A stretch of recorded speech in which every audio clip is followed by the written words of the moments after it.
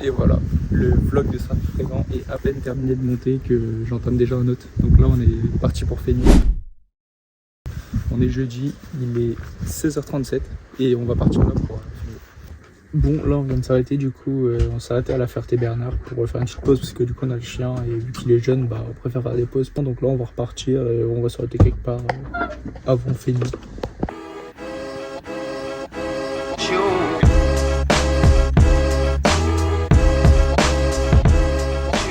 Petit arrêt pour la nuit, on est arrêté à Saint-André de la Marche. Je ne sais absolument pas où c'est, on est paumé en plein milieu de nulle part. Et on a trouvé un petit coin sympa pour s'arrêter. Comme ça on n'est pas dérangé, il n'y a pas de monde, on fait chier personne. Là on est le jeudi soir, pardon, je suis pas habitué à partir le jeudi, donc on est le jeudi soir, il est 22h20 et voilà. On a arrêté tranquillement pour la nuit. Est-ce que tu as un petit mot pour le vlog? Bonne nuit les enfants. Voilà, bonne nuit. Bon,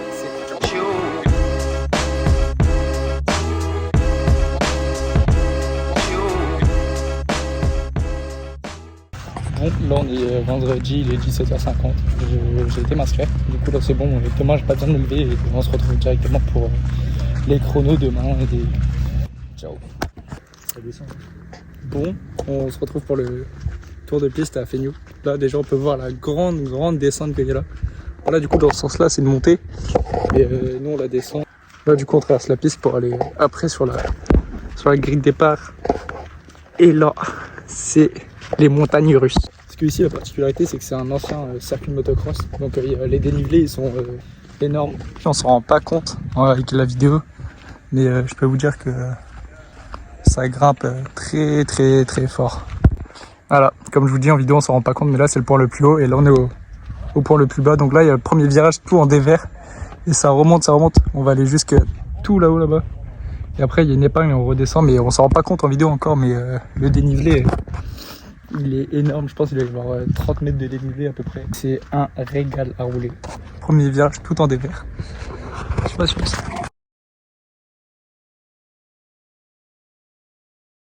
Le dénivelé qu'il y a ici, c'est... Regardez. Là on va s'en rendre compte. Mon père est à 30 mètres de moi, regardez comment il est tout petit. Hein. Imaginez quand on est tout là-bas, qu'on passe de là à tout là-bas, regardez le dénivelé qu'il y a. Est-ce que ça va monter? Moi je dis que je suis pas sûr. Pour vous montrer à quel point c'est vénère.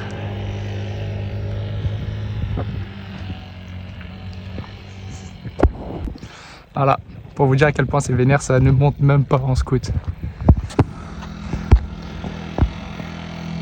Ici pour l'arrosage j'utilise une lance à incendie et un tracteur, mais la plupart de la montée est fait à la lance à incendie parce que c'est une dinguerie comment ça monte. La preuve en est, ça n'arrive pas à monter. Regardez juste le dévers. C'est une folie. Et là je peux vous dire ça grimpe, hein. Ça paraît pas mais...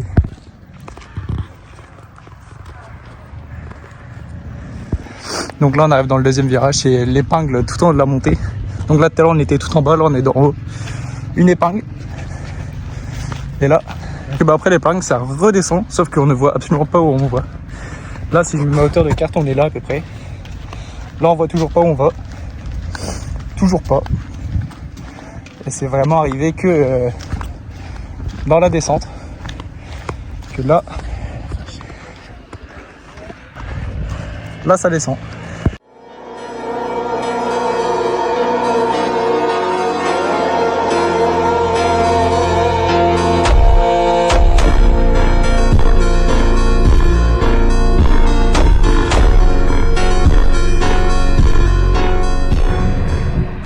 Il court le furet qui court.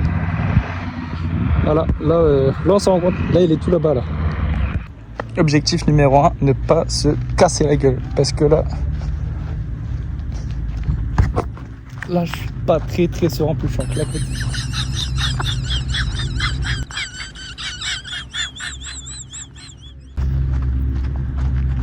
Là je t'avoue je suis pas serein. Pourquoi? Oh my god!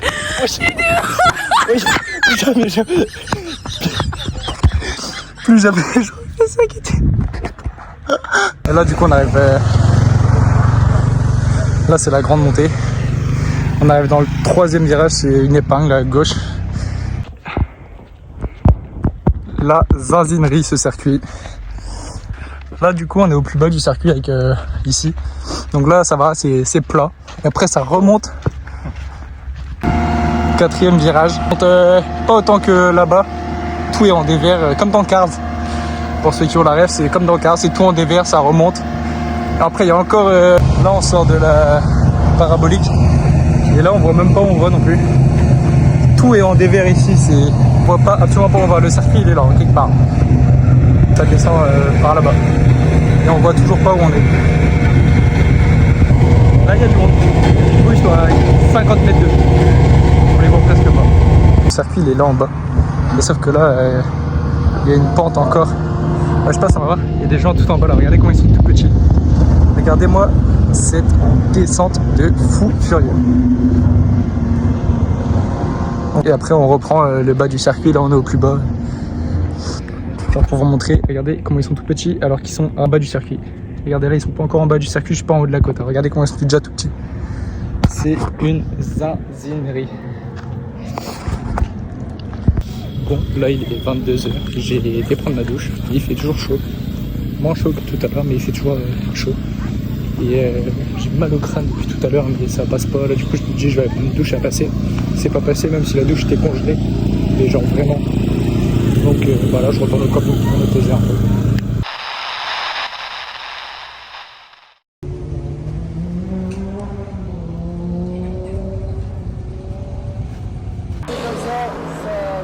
Ainsi pour le pilote de cette catégorie junior sprint à mon avis.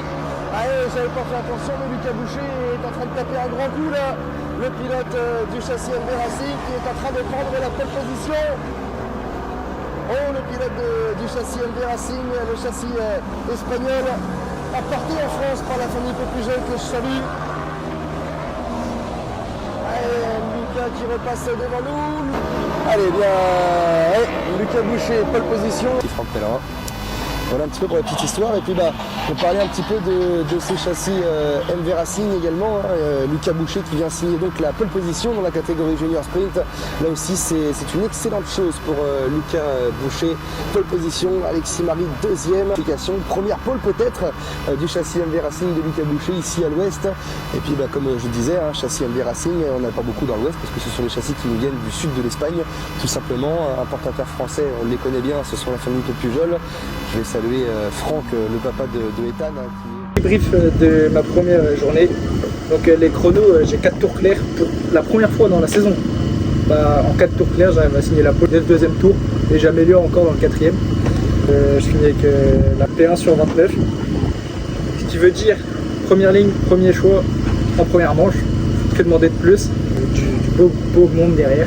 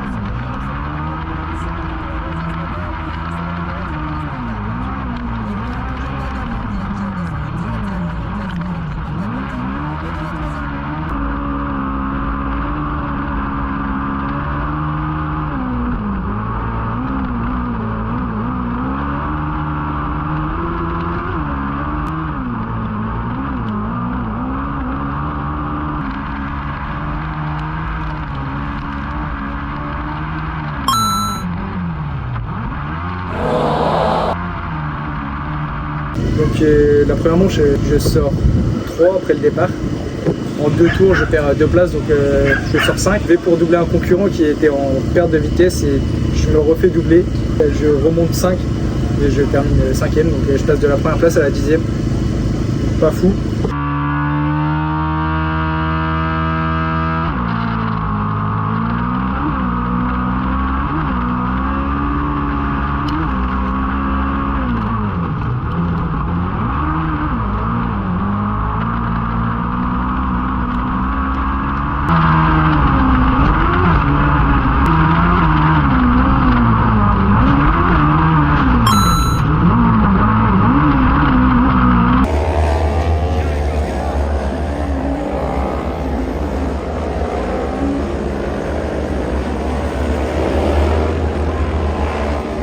Débrief de la deuxième manche.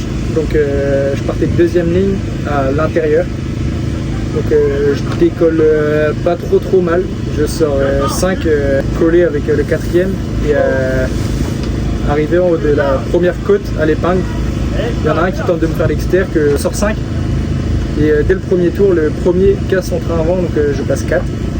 Et 2 tours après, le troisième, du coup, casse lui aussi son train avant dans la descente. J'essaie de mettre une petite vidéo si je trouve, et si on voit. Et du coup, je suis classé 3ème à la fin de la manche. Donc P6 au général ce soir sur 29, donc c'est plutôt pas mal. On sauve les meubles de la première manche parce que c'était pas ouf. Et demain on part à première ligne, dernier choix. Donc on va voir qu'est-ce que ça donne. Et moi je vous dis.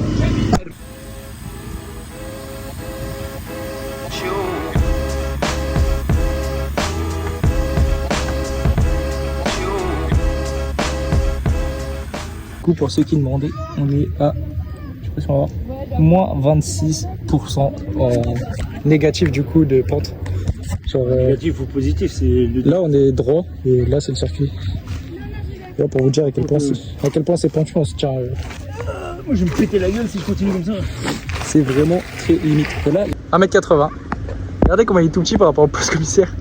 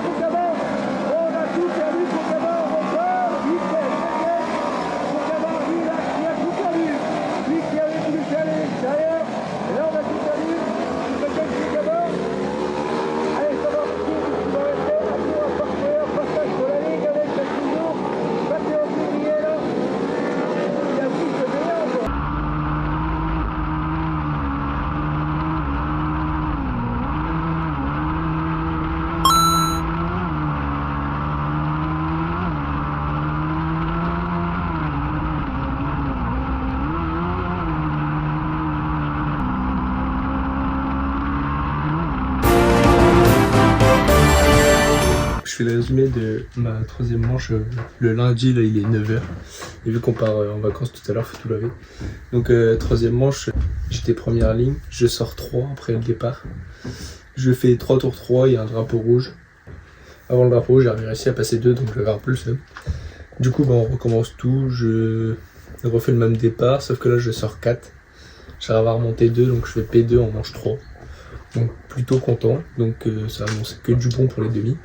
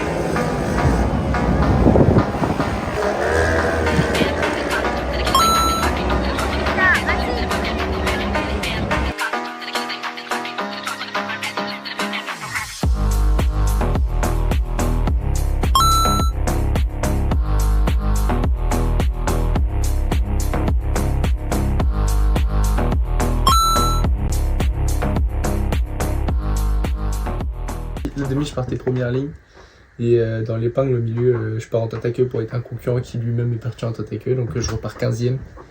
J'arrive à remonter 6e, sauf que j'ai cassé une jante à l'arrière droite ou gauche, je sais plus.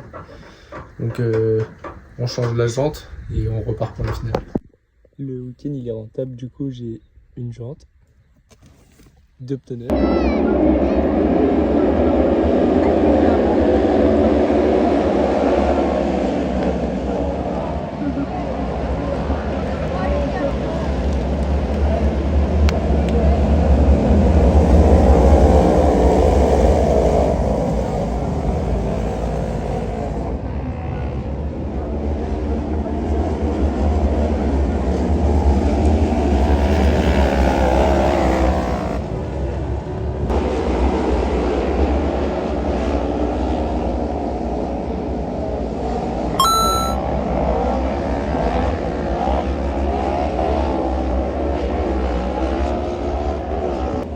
coup, là c'est le mois du montage. Étant donné que je n'ai pas fait les résumés pour ma finale, je le fais maintenant, donc au montage. Alors du coup, là ta finale, premier virage, je pars en tête à queue. Donc je repars dernier, je remonte 10e. Et sauf que dès le deuxième tour, je crève à l'arrière gauche. Et donc impossible de suivre le rythme. Je perdais beaucoup de temps partout, je me faisais rattraper par les concurrents que j'ai réussi à doubler, mais je finis quand même 12e car plusieurs de mes concurrents sont arrêtés, donc j'ai fini 12e sur 15. Du coup, je suis classé 12 sur 29 à la fin du meeting. Bon, il y a une finale, il y a des points de prix, c'est cool. Mais c'est décevant parce que je mets 260 € 3 fois dans des jantes et pour qu'elles cassent au bout de 5 tours, ça me fout un peu le seum. Mais bon, c'est la course et là, maintenant il n'y a plus qu'à tout laver, quoi. Bon, on se retrouve, là on est le mardi, genre une semaine et demie après Feni. Donc là, j'ai démonté mes 3 jantes. Donc celle-là, elle a rien. Celle-là, elle est neuve, elle a 5 tours de roue. Et du coup, comme je vous le disais, il manque un morceau. Et celle-là, j'en parlerai pas.